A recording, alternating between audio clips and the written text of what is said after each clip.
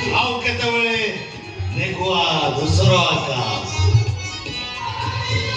ନୀଳ ଆକାଶକୁ ଚାହିଁଦେଲେ ମନ ଭିତରେ ଅସରନ୍ତି ରୋମାଞ୍ଚର ସ୍ୱପ୍ନ ବହିଲା। ଲାଲ ଆକାଶ ଭାରି ଭୟଙ୍କର ଲାଗେ।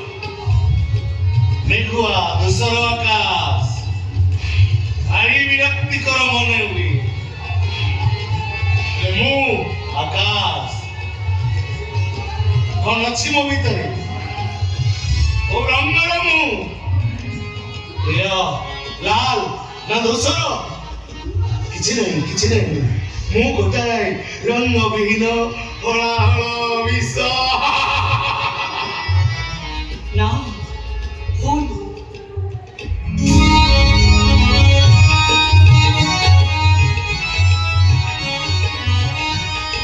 ଦେବଦେବ ମହାଦେବ ବିଶ୍ୱମାନ କରି ନୀଳକଣ୍ଠ ସାରିଥିଲେ ବି ଏ ସୃଷ୍ଟିର ମଙ୍ଗଳ ପାଇଁ ସେ ସବୁବେଳେ ଅମୃତ ଦାନ କରି ଆସିଛନ୍ତି। ତମ ପାଖରେ ବି ଅମୃତ ଅଛି, ତମେ ଦାନ କରିବା ପାଇଁ ଟିକେ କୃପଣ। ଥରେ ଦାନ କରି ଦେଖିବ ତମେ ସୁନ୍ଦର ମଣିଷଟି ହେଇପାରିବ। ଏତେ ରାତିରେ ତୁ ମୋ ଘର ଭିତରେ ମୁଁ ସ୍ୱପ୍ନ ଦେଖୁଛି ନା ବାସ୍ତବ? ସ୍ୱପ୍ନ କାହିଁକି ହବ, ବାସ୍ତବ। ଏଇ ତ ତମ ସାମ୍ନାରେ ମୁଁ ଛିଡା ହେଇଛି। ତାଛଡ଼ା ତମେ ତ ମୋର ପର ମଣିଷ ନୁହଁ। ତମ ଘରକୁ ଆସିବାରେ ରାତି ଦିନର ଫରକ କଣ ଅଛି? ଆରେ ବାଃ, ଆଜି ତ ଭାରି ମିଠା ମିଠା କଥା କହୁଛୁ, ମୋର ପ୍ରଶଂସା ବି କରୁଛୁ। କଣ ମୋ ଉପରେ ଘୃଣା ଭାବ କଟିଯାଇ ଭଲ ପାଇବା ଆସିଗଲା? ତମେ ଯେ ମତେ ଭଲ ପାଉଛ ତା ପ୍ରମାଣ ଏଠି ତମେ ଦେଇପାରିବ? ପ୍ରମାଣ ତ ମୁଁ ଆଗରୁ ଅନେକ ଦେଇ ସାରିଛି, ଆଉ କି ପ୍ରମାଣ ତ ନବୁ? ହଁ, ଆଗରୁ ଭଲ ପାଉଥିଲ ବୋଲି ଚିତ୍କାର କରିକି କହୁଥିଲ।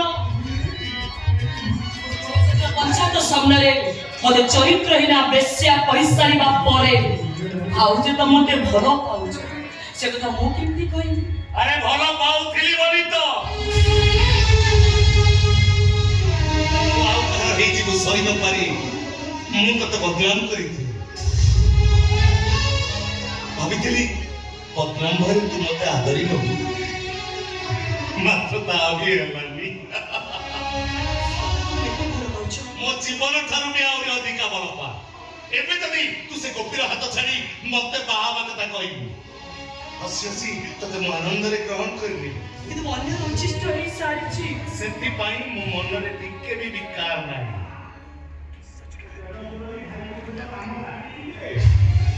ଛାଡ଼ ସେସବୁ କଥା।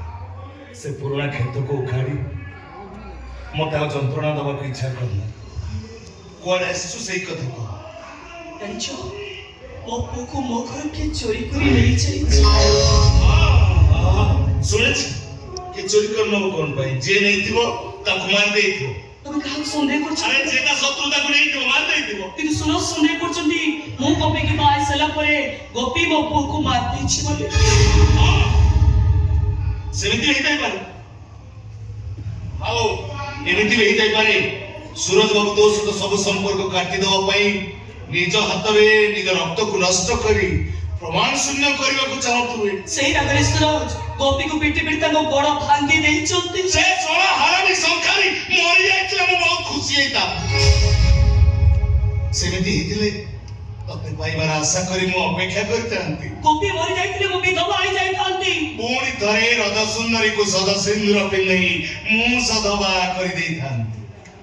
ଅସୁବିଧା ଦିଟା ସ୍ୱାମୀ ପରେ ମୁଁ ତ ତୃତୀୟ ସ୍ୱାମୀ ହେଇଯାଇଥାନ୍ତି। କିନ୍ତୁ ମୁଁ ଚାହୁଁଛି ଗୋପୀ ସୁସ୍ଥ ହୁଅନ୍ତୁ। ଆରେ ସୁସ୍ଥ କରୁନୁ, ସେ କଥା ମତେ କହୁଛୁ କଣ ପାଇଁ? ତାଙ୍କର ଅପରେସନ ହବ, 5 ଲକ୍ଷ ଟଙ୍କା ଖର୍ଚ୍ଚ। ଯା ଶଳା, 5 ଲକ୍ଷ ତୋ ପାଖରେ ତ ନଥିବ, ଆଉ ତା ଅପରେସନ ହେଇପାରିବନି। ସେ ଶଳା ହାରାମି ସଂଖାରୀ ଆଉ ଶଙ୍ଖା ବିକ୍ରି କରିବାକୁ ଯାଇପାରିବନି। ଗୋଟାଏ ଜାଗାରେ ପଙ୍ଗୁ ଅଥର ହେଇକି ପଡିକି ରହିବ। ମୁଁ କିନ୍ତୁ ବହୁତ ଖୁସି। ମୁଁ ଚାହୁଁଛି ଗୋପୀ ସୁସ୍ଥ ହୁଅନ୍ତୁ।